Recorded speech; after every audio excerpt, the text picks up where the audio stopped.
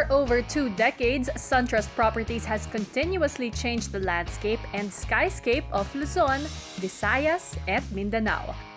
A wholly owned subsidiary of Megaworld Corporation, SunTrust has envisioned itself to be the yardstick in the affordable township development and to be the buyer's first choice. It aims to achieve this by remaining true to its promise to build superior yet affordable homes. This is the promise and this is the business.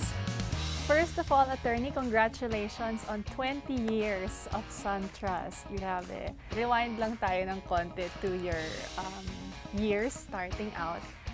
That was a difficult time, 1997. Yes, 1997 was the Asian financial crisis, and also that was the time I was employed by the company. So my first job in the company was to set up the company, and after that to retrench people who were already hired.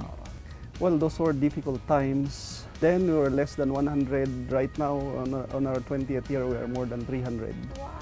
From just 2 projects at the time, we have now more than 30. And from a project in Cavite, we have now projects all over the land. Right. SunTrust Properties was able to rise and thrive and has now propelled itself to have multiple projects at the same time while spreading its reach nationwide. How do you think SunTrust has transformed the development scene and industry in the country? In the hierarchy of the Megaworld organization, we are supposed to be the ones serving the affordable sector. That's why we were just selling houses, lower-end houses initially, until we told our chairman we can also do vertical projects. These are the condominiums. So we have lots of condominiums here in Metro Manila. And later on we said, I think we can also do out of Manila development. So we have developments in Davao City, Tagum, Talisay, Bacolod, Baguio. And now we are doing we are starting to do developments also in Bicol region, in Naga. SunTrust Properties has not only given the country's landscape a facelift but has also transformed skyscapes with its condominium developments. Of course, nandun din yung demand, no? Yes, the demand in the vertical.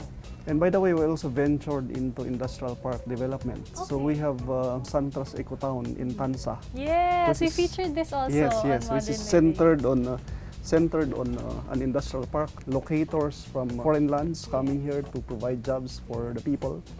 And then we'll be creating communities around, commercial, educational, offices, and everything. Kung magtatrabaho ka doon, at least ang lapit lang ng bahay, ng school, ng everything else, commercial center. It is in line with the Megaworld's concept of live, work, learn, and play in the same location. With much success under their belt and the undeniable exponential growth, SunTrust Properties has shown that they indeed have strength in their foundation. Is there a formula of SunTrust for a successful housing project? A housing project always lies on its location, but sometimes the best locations were already taken. So what we do is to try to create the location itself. That is by creating the township. Silang, for example, it used to be an idle land. So we went there and started developing it. So, we put the industrial park where you will have your work, then we'll do your community where you will be living. We'll be putting the commercial centers, we'll be putting schools and lots of things. In Davao, for example, it used to be just a golf course. There was no development there other than a mall. So we went there and started a township project. So we put their vertical developments, condominiums, and then we invited our parent company, Megaworld, to start putting offices, so there will be work. And hospital is now being constructed. Yeah, not just providing residential spaces for Filipinos, pero job opportunities. Job opportunities. Well. Naka-mix na din. Everything that you need. So the idea is you don't need to travel.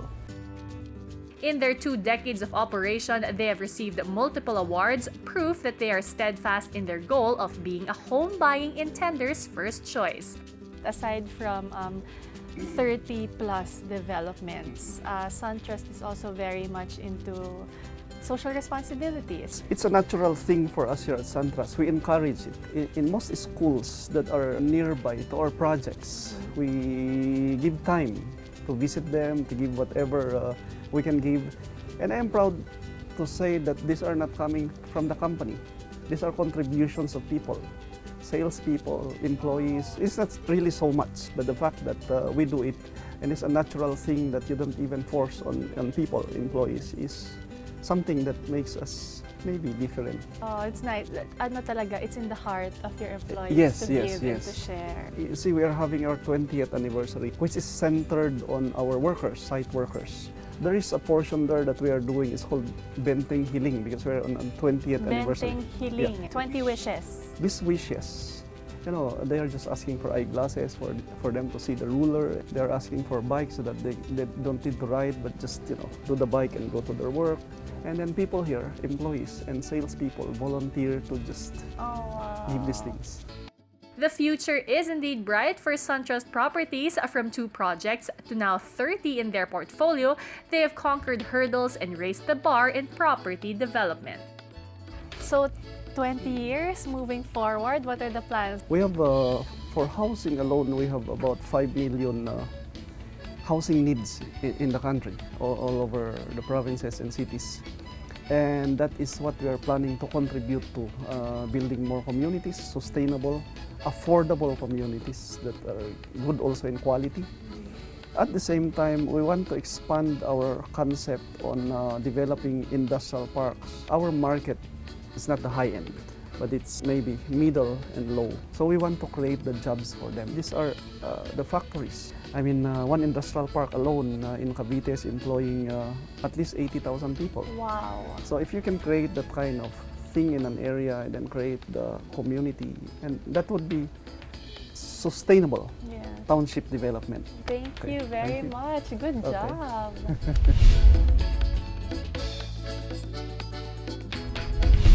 It's been another lovely weekend spent with you here at Passion Interiors by Paul Cornelissen. Please find time to see us again next week for another round of great finds and wonderful conversations.